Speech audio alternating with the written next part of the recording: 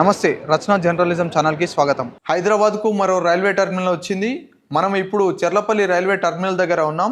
ప్రధానమంత్రి నరేంద్ర మోదీ ఈ టర్మినల్ని వర్చువల్గా ఈరోజు జనవరి 6న ప్రారంభించారు. సుమారు ఇది 430 కోట్లతోని ఈ యొక్క రైల్వే స్టేషన్ అభివృద్ధి చేయడం జరిగింది.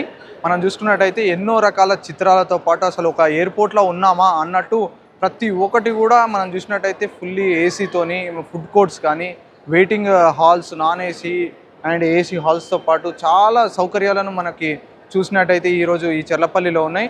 మనం కూడా ఒకసారి చూస్తుండొచ్చు. అక్కడ మొత్తం ఎక్కడ చూసినా వాల్ పెయింటింగ్స్ అని చెప్పేసి చిత్రాలు ఎన్నో రకంగా చేసారు. మనం చూసుకున్నట్టయితే మొత్తం ఇప్పుడు 9 ప్లాట్ఫామ్స్ అనేవి ఉన్నాయి. ఈ 9 2 MMTSకి ట్రైన్లు నడవగా మిగతావన్నీ మనం చూసుకున్నట్టయితే ట్రైన్స్ అన్ని టెర్మినల్స్లో ఇక్కడ లేఓవర్గా వెయిట్ చేస్తుంటాయి.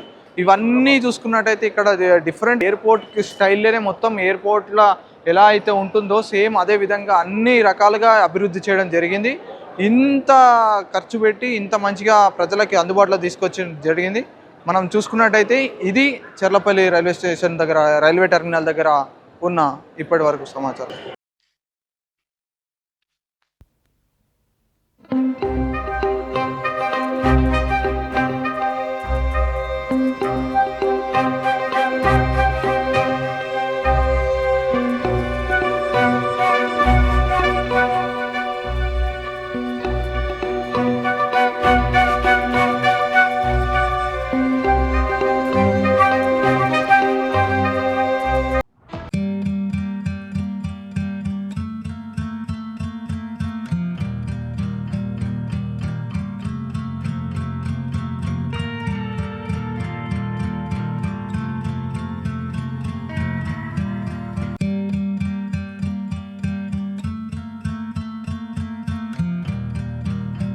చెర్లపల్లి నూతనంగా ప్రారంభించబడిన టెర్మినల్ చాలా అందంగా ఉంది.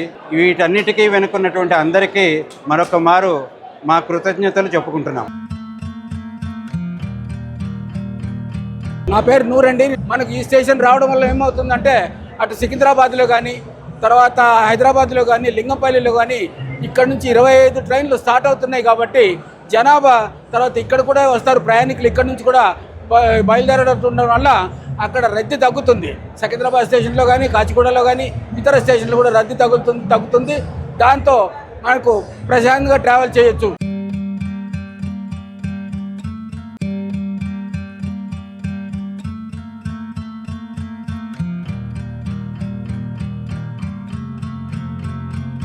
నా పేరు భరద్వాజ్. ఈరోజు చెర్లపల్లి రైల్వే స్టేషన్ ఓపెన్ చేయడం మంచి ఆనందకరమైన విషయం. ముఖ్యంగా కేంద్ర మంత్రులు అందరికీ కూడా కృతజ్ఞతలు, రాష్ట్ర ప్రభుత్వానికి కృతజ్ఞతలు.